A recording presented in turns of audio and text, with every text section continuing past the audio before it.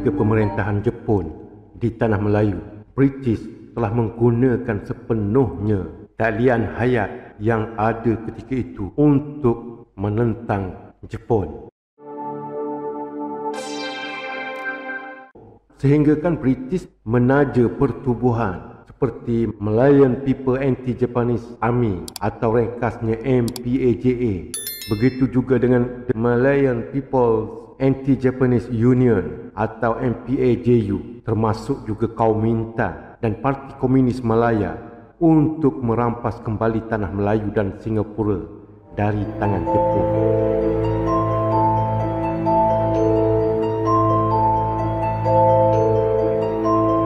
Malayan People Anti-Japanese atau MPAJA dan People Anti-Japanese Union, ringkasnya MPAJU, merupakan kumpulan penentang Jepun terbesar di tanah Melayu ketika itu. Dan kumpulan ini terdiri dari etnik Cina yang berselindung di balik Parti Komunis Malaya.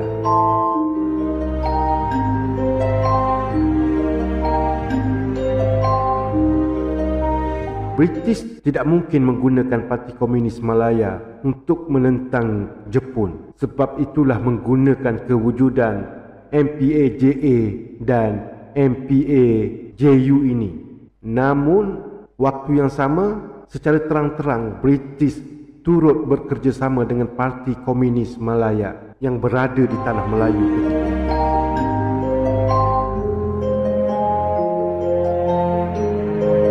Apabila tewasnya tentera Jepun di tanah Melayu, sesuatu yang besar telah berlaku di tanah Melayu ini. Dan ketika itu, pihak British tidak membenarkan tentera Jepun menyerahkan dirinya atau menyerahkan pentadbirannya kepada pasukan MPAJA. Dan British memaksa Jepun terus memerintah, mengawal keadaan di tanah Melayu, menjaga keselamatan bandar-bandar yang didudukinya, sehinggalah tiba kumpulan POS 136 untuk mengambil alih pemerintahan bandar-bandar di tanah Melayu dari tangan Jepun.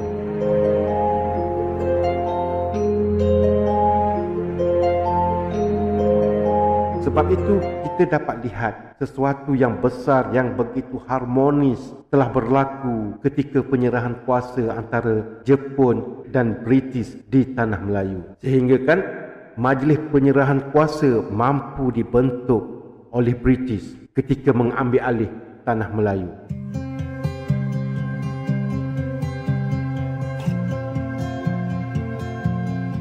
Selepas Jepun tewas di tanah Melayu, sebenarnya pihak British bercita-cita tinggi untuk terus mentadbir di tanah Melayu ini.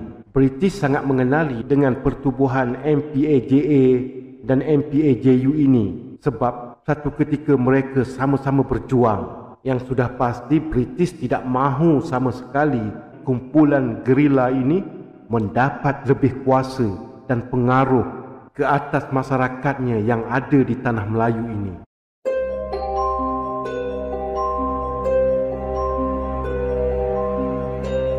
Akhirnya British tidak melayani banyak permintaan-permintaan yang telah dibuat oleh kumpulan MPAJA dan MPAJU ke atas pentadbiran British apabila menguasai semula tanah Melayu ini.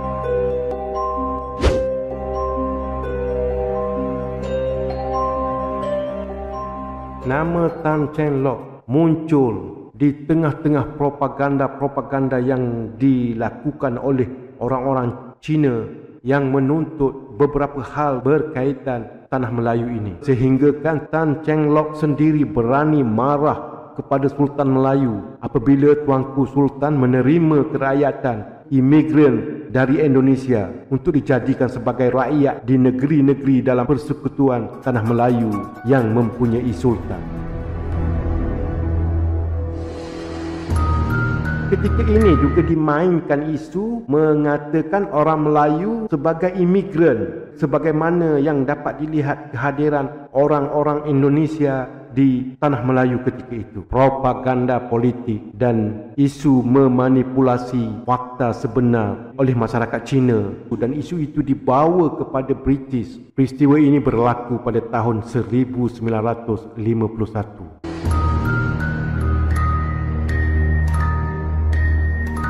Tan Cheng Lock sendiri mengutuskan surat kepada British dan berkata kebanyakan ahli di dalam regimen ke-10 Melayu terdiri daripada Melayu imigran yang datang dari Indonesia dan mereka ini menyokong perjuangan kemerdekaan Indonesia.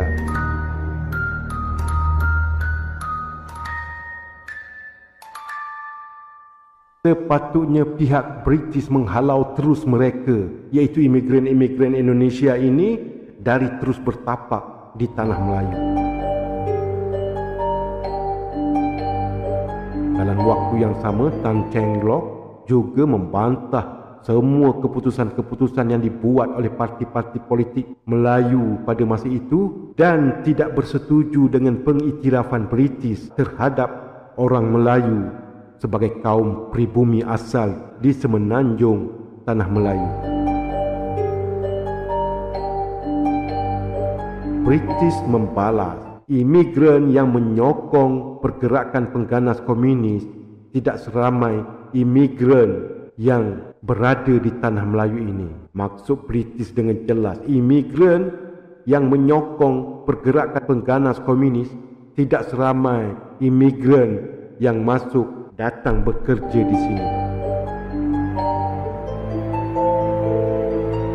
Secara jelas British memaklumkan bahawa Parti Komunis Malaya ketika itu didokongi oleh kaum Cina di tanah Melayu. British sendiri yang menjelaskan bahawa imigran Indonesia yang masuk ke Malaysia pada zaman itu sudah berada di tanah Melayu sebelum negara ini diduduki oleh Jepun lagi. Mereka telah menduduki tanah Melayu cukup lama sehingga sudah beranak bercucu walaupun berasal dari Indonesia. Apabila Jepun dikalahkan, mereka ini iaitu imigran Indonesia ini selayaknya mendapat hak kewarganegaraan sebagaimana yang dimiliki oleh kaum Cina dan kaum India yang sama-sama berada di tanah Melayu ketika itu, dan semua mereka ini adalah imigran yang asalnya dari tanah besar negara mereka sendiri, kecuali Indonesia yang berasal dari tanah pulau kepulauan Indonesia.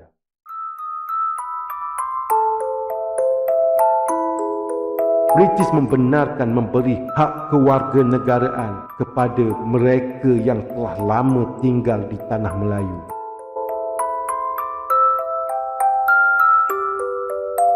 Tan Cheng Lock mengetuai orang-orang Cina ini menyangkal yang Sultan-Sultan Melayu ini telah lupa kepada tragedi Perang Biji Timah yang pernah berlaku di tanah Melayu dari 1800 sehingga 1896. Maka disebabkan itu Tan Cheng Lock dan kaum Cina di tanah Melayu menjaja slogan bahawa British telah memberi kerakyatan kepada Melayu Indonesia golongan imigran. Padahal waktu yang sama Cina di tanah Melayu itu lebih jelas merupakan imigran dari tanah besar negara Cina.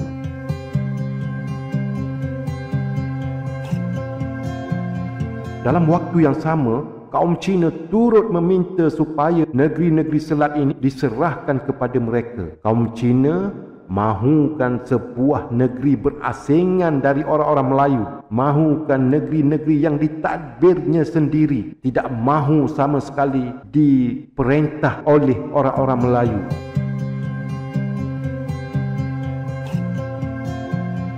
Sekali lagi British membalas, negeri-negeri selat ini asalnya diambil daripada raja-raja Melayu dengan cara perjanjian dan bukannya perperangan. Tidak pernah berlaku perang British memiliki negeri-negeri selat ini. Hanya kebenaran dari raja-raja Melayu dan perjanjian telah dibuat dengan kebenaran raja-raja Melayu itu. Walau apa sekalipun keadaannya, semua negeri-negeri ini adalah milik orang-orang Melayu. Sebab tiada bangsa lain sebelum Melayu yang menjajah negeri-negeri ini sehinggalah kedatangan orang-orang Eropah.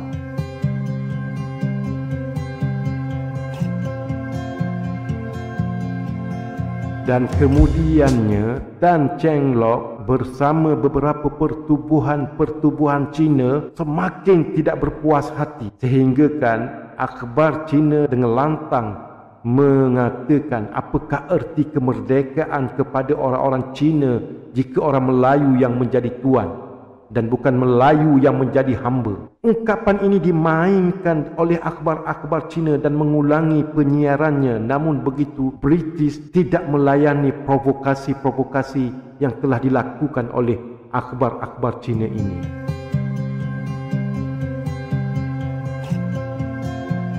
Kemunculan Parti Komunis Malaya dan pengaruh komunis di Asia Tenggara menyebabkan London berpendapat untuk mengatasi pengaruh komunis ini, maka pihak British haruslah berpihak kepada orang-orang Melayu, penduduk asal tempatan, dan bukannya memberi bantuan kepada orang Cina.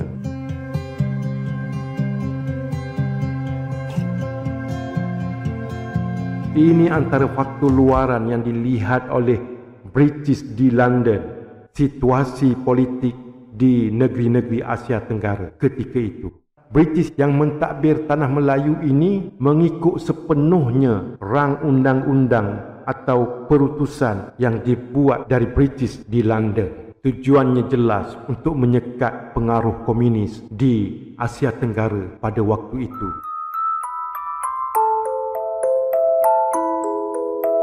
British mahu melindungi kepentingannya yang ada di Tanah Melayu ini.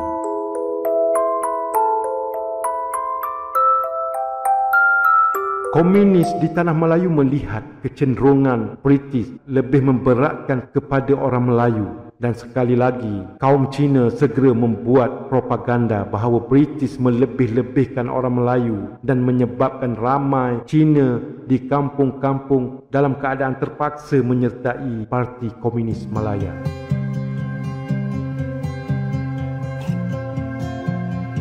Kaum Cina seperti memberi amaran kepada British bahawa mereka tidak teragak-agak untuk terus mengangkat senjata dan menentang pendudukan British di Tanah Melayu. Pelbagai slogan telah ditulis oleh pihak akhbar Cina kepada kaum Melayu ketika itu.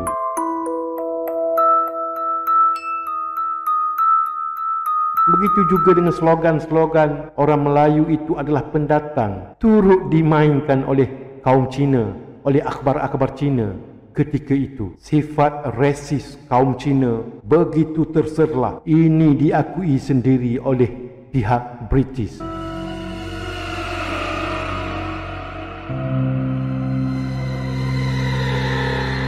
Namun ungkapan resis itu ditujukan kepada orang Melayu, sehinggakan banyak slogan Melayu ini terlalu resis dan pendatang dari Indonesia. Ungkapan ini selalu diulang-ulang dan disebut-sebut, dicanang-canang oleh kaum Cina di Tanah Melayu ketika pemerintahan British selepas kekalahan pihak Jepun.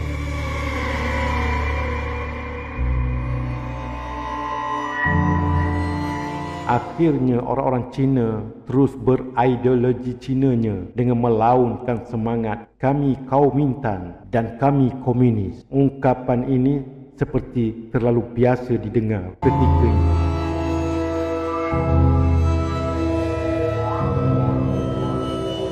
Manakala pihak British pula ingin terus mengekalkan pemerintahannya di Tanah Melayu dan mereka telah memperkenalkan penubuhan Malayan Union.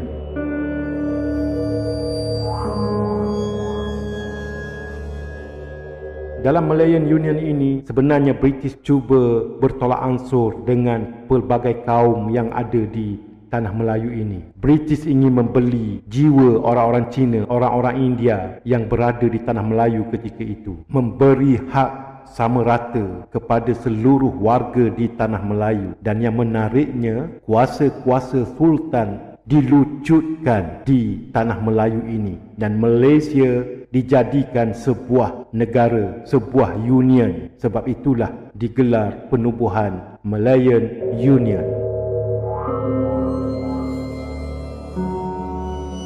Pembentukan penubuhan Malayan Union ini menyebabkan orang Melayu mula mendapat kesedaran yang semakin tinggi kepada kedaulatan sesebuah negara.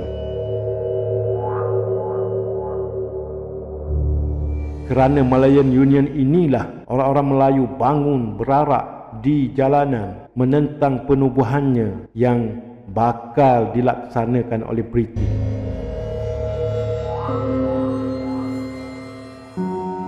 Hampir seluruh negara di pelosok tanah Melayu ini bangun berjuang menentang penubuhan Malayan Union yang akhirnya British menggantikannya dengan Persekutuan Tanah Melayu pada tahun 1948 ini.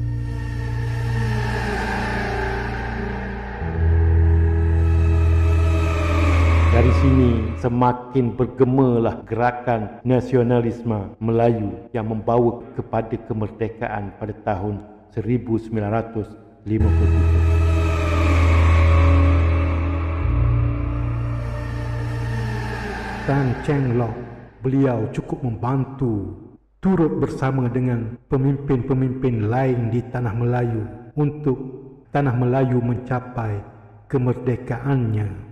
Jadi untuk mendapat cerita-cerita selanjutnya tentang bagaimana negara kita diambang kemerdekaan, jangan lupa tekan button subscribe. Akan dibawakan cerita-cerita itu selepas ini. Aduhai bangsa Melayu, bangunlah kawan-kawanku.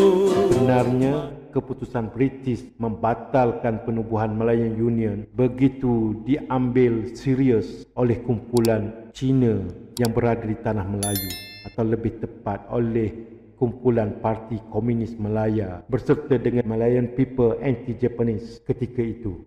Kita bela tanah Melayu, aduhai bangsa Melayu. Dari titik tolak inilah juga menjadi faktor kenapa Parti Komunis Malaya kembali masuk ke hutan, dan kalau dulu menentang Jepun, kini mereka kembali menentang pendudukan British di Tanah Melayu.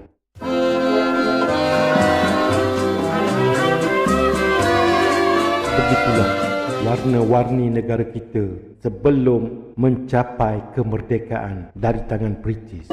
Marilah bersama-sama kita bela tanah Melayu.